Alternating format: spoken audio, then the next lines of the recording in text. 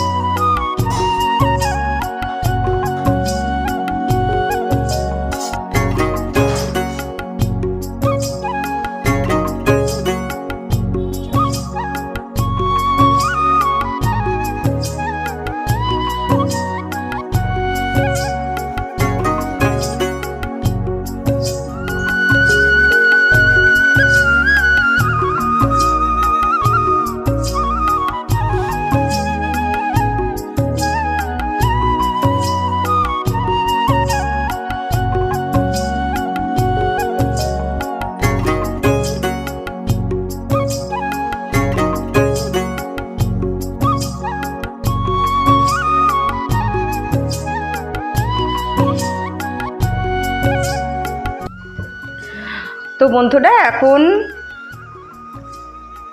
সকালবেলা 6:30টায় তোমাদের সাথে কথা বলছিলাম, আর এখন 6:30 বাজে। মানে আজকে না আমি মাছের ঝোল ভাত করেছি শুধু, আর কোনো রান্নাবান্না আজকে করিনি। তারপরে আজকে তাড়াতাড়ি খেয়েও নিয়েছি, আর খাওয়া দাওয়ার পরে 1.5-2 ঘন্টা মতো রেস্ট করেই ঘুমাই। তো আজকে ঘুম হয়নি, আজকে খাওয়া দাওয়া করে যখন শুয়েছি তখন আমার দিদি ফোন করেছিল, দিদির সাথে অনেকক্ষণ কথা বললাম। তারপরে আর ঘুম হয়নি, কিন্তু তারপরে ঘন্টাখানিক মতো আবার আমি শুয়েছিলাম। শুয়ে থাকলেও রেস্ট হয়, তাই না? তারপরে উঠে আবার পরিষ্কার পরিচ্ছন্ন করে গুছিয়ে সন্ধে দিয়ে আবার 6:30 বাজে তোমাদের সাথে গল্প করতে চলে এসেছি। আর বন্ধুরা এখন আমি কি করব জানো তো? এখন আমি একটা রেসিপি করব। রোজ যেরকম একটা রেসিপি তোমাদের সাথে শেয়ার করি, মানে টিফিন টাইমে আমি কিছু না কিছু করি। এই সময় না আমার কোনো কাজ থাকে না, তার জন্য কি করব কিছু একটা করি। তো আজকে না আমি ডুপ্লিকেট ছানার জিলিপি করব। ভাবছো ডুপ্লিকেট ছানার জিলিপি সে আবার কী জিনিস? তো দুধ এবং ময়দা দিয়ে আমি আজকে এখন একটা জিলিপি তৈরি করব। তো বন্ধুরা চলো শুরু করি।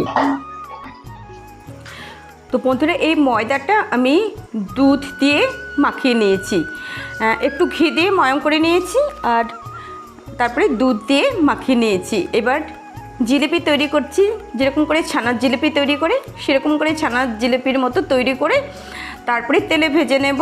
তেলে ভাজার পর মিষ্টি শিরা তৈরি করে তারপরে ছেড়ে দেব, সারা রাত রেখে দেব, সকালবেলা ফুলে একদম জিলিপির মতো হয়ে যাবে। এটাকেই আমি বলেছি তোমাদের ডুপ্লিকেট ছানার জিলিপি।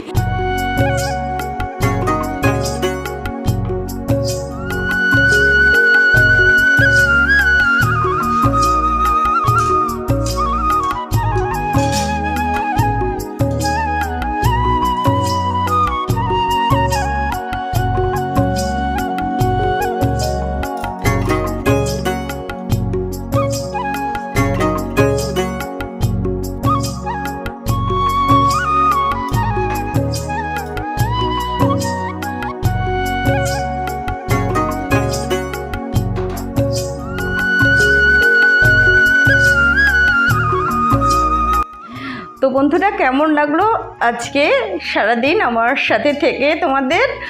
আর কেমন লাগলো আজকের এই ডুপ্লিকেট ছানার জিলিপি? তোমরা অবশ্যই আমাকে কমেন্টস করে জানিও। যদি ভালো লাগে তাহলে তোমরাও ট্রাই করো। দেখা হবে নেক্সট ভিডিওতে। তোমরা সবাই অনেক অনেক ভালো থেকো, সুস্থ থেকো। Tata, good night.